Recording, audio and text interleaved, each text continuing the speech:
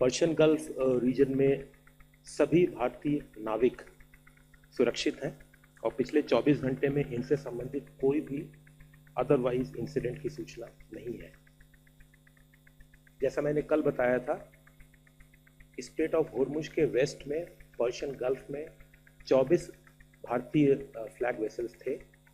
उसमें से 2 वेसल शिवालिक और नंदा देवी, ये भारतीय इंडियन फ्लैग वेसल थे। शिवालिक और नंदा देवी ये एलपीजी कैरी करते हैं, एलपीजी कैरियर्स हैं। इन्होंने आज अर्ली मॉर्निंग, देर रात में early morning straight of Hormuz cross किया सेफली और ये भारतवर्ष की तरफ बढ़ रहे हैं। इनमें करीब 92,700 मेट्रिक टन एलपीजी है और इनका अराइवल पोर्ट मुंद्रा और कांडला होगा और इनकी एक्सपेक्टेड अराइवल डेट्स 16 मार्च और 17 मार्च होंगी क्रमानुसार।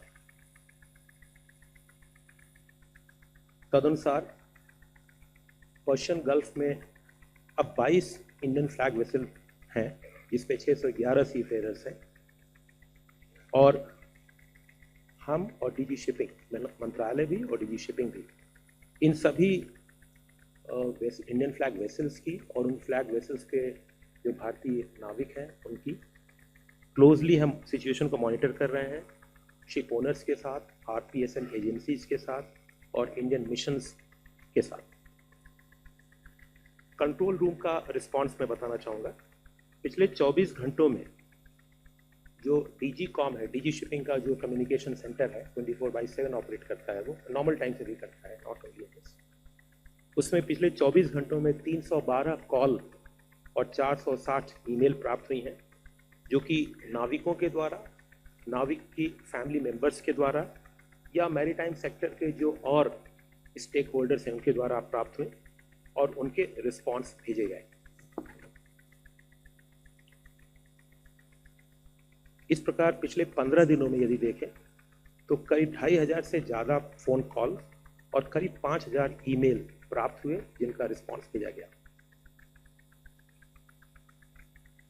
जैसा मैंने पहले ही बताया था, डीजी कॉम 24/7 ऑपरेट करता है।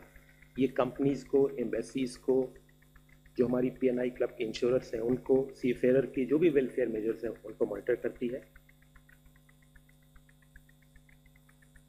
रिपैट्रिएशन, जो कल भी मैंने इसका कुछ विवरण दिया था,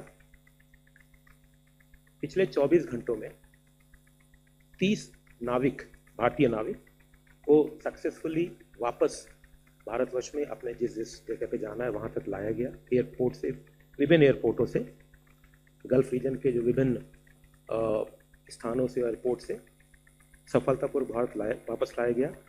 इस प्रकार कुल रिपैट्रिएशन की संख्या 253 हो गई है। नाविकों की रिपैट्रिएशन की संख्या 253 हो गई है। And to minimize the operational impact on maritime trade, government continues to work closely with ports, shipping lines and logistics stakeholders.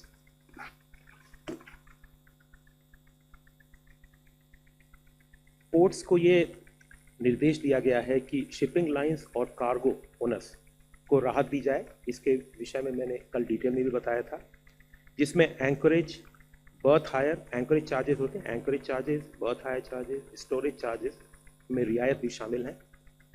कुछ मामलों में लीज की एक्सटेंशन भी दी गई है ताकि यदि कोई एक्सपोर्ट कार्गो कैंसिल होता है या रिटर्न होता है तो उनको भी समायोजित किया जा सके। जैसे कि कामराजार पोर्ट लिमिटेड जो एन्नोर में है, वहाँ पे 25,000 मीट्रिक टन का बेराइट कार्गो के लिए ये व्यवस्था भी अभी इस्तेमाल हुई और भी पोर्ट पे ऐसा चल रहा है।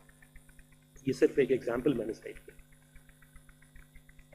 जैसा मैंने कल भी बताया था, एलपीजी कैरियर्स को प्रायोरिटी बर्थिंग का इंस्ट्रक्शन है और major ports are providing priority berthing to LPG vessels so that it continue the energy supply.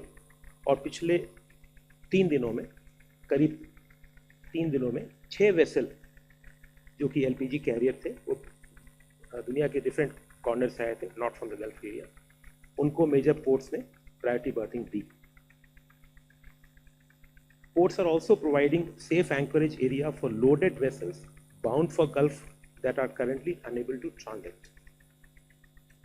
And Ministry continues to closely monitor the evolving situation in coordination with the Ministry of External Affairs, Indian missions, shipping companies, and other maritime stakeholders to ensure safety, welfare, and timely assistance to Indian seafarers.